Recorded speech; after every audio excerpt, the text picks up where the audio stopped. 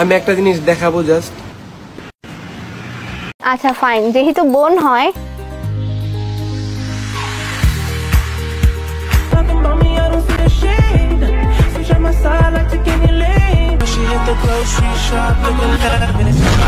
Raihan link viral করছেন miss চকলেটের এবং মিস চকলেট রায়হানের লিঙ্ক ভাইরাল করছে, যে যার মতো করেই তাদের দুজনের লিঙ্ক ভাইরাল করছেন। আর এরা দুজন কি কি কুকর্ম করেছে সবকিছুই ফাঁস হয়ে গেল দুজনের। তো রায়হান কি এমন ভিডিও ভাইরাল করলেন এবং মিস চকলেটও বা কি এমন ভিডিও ভাইরাল করলেন সবই আজকের ভিডিওতে বিস্তারিত জানাবো, এবং কি এই ব্যাপার নিয়ে মামলাও করা হয়েছে।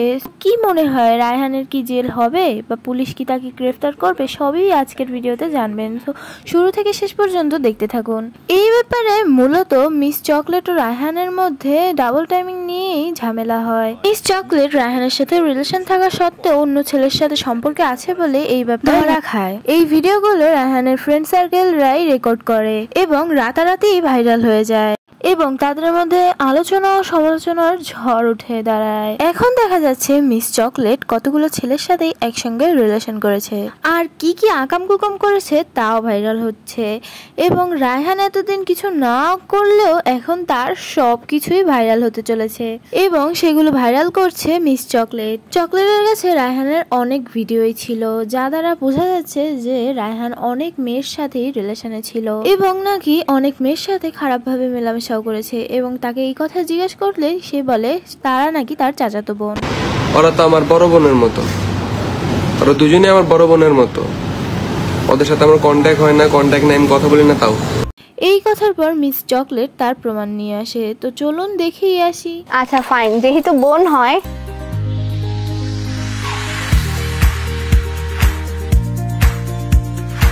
ও এখানে ক্লিয়ারলি বলতেছে পুতুল আর ফারিয়া ওর বড় বোনের মতো। এই ব্লু ড্রেস পরা মেয়েটা ছিল ফারিয়া।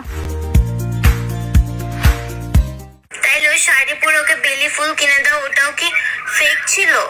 কষ্ট হচ্ছে সোনা, চিটার কোথাকার মিস চকলেটের লাইফটা হেল্প করে দিছো তুমি। তো গাইস, প্রথমে ভেবেছিলাম রায়হান ভালো একটি ছেলে, কিন্তু এই ভিডিওগুলো দেখার পর মনে হচ্ছে দুজন একই পথের পথিক। এবং আমরা ভিডিওতে দেখতে পাচ্ছি রায়হান বিভিন্ন ধরনের নেশা এবং খারাপ মেয়েদের সাথে মেলামেশাও করত, আর মাঝে মধ্যে নাইট ক্লাবেও চলে যেত এবং বিভিন্ন ফ্রেন্ডদের সাথে আড্ডা দিত এবং নেশাও করত, যে ভিডিওগুলো সোশ্যাল মিডিয়াতে এখন ভাইরাল।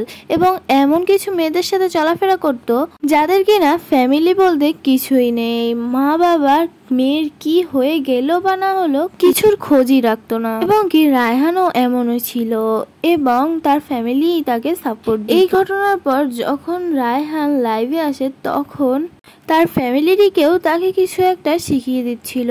জিনিসটা বেশি ডিপ হয়ে যায়, ডিপ কথা না। না না না, তোমার বলা দুই একটা কথা বলা উচিত, ও যে আমার বাসায় আসে। তার মানে তার ফ্যামিলি তাকে এইসব করতে সাপোর্ট করছে, আর আমাদের মা বাবা হলে আগে কিছুক্ষণ পিটিয়ে নিত, তারপর কি করতো আমি সেটা জানি না, কিন্তু এদের মা বাবা এদেরকে এতটাই সাপোর্ট করছে। আর অন্যদিকে যত দিন যাচ্ছে আরো বেশি লিঙ্ক ভাইরাল করে দিচ্ছে দুজনার। এবং চকলেট বলেছে যে তাকে আবারও থ্রেট করা হয়েছে, যার কারণে এই মামলা করেছে তার নামে। এটা শেয়ার করতেছি।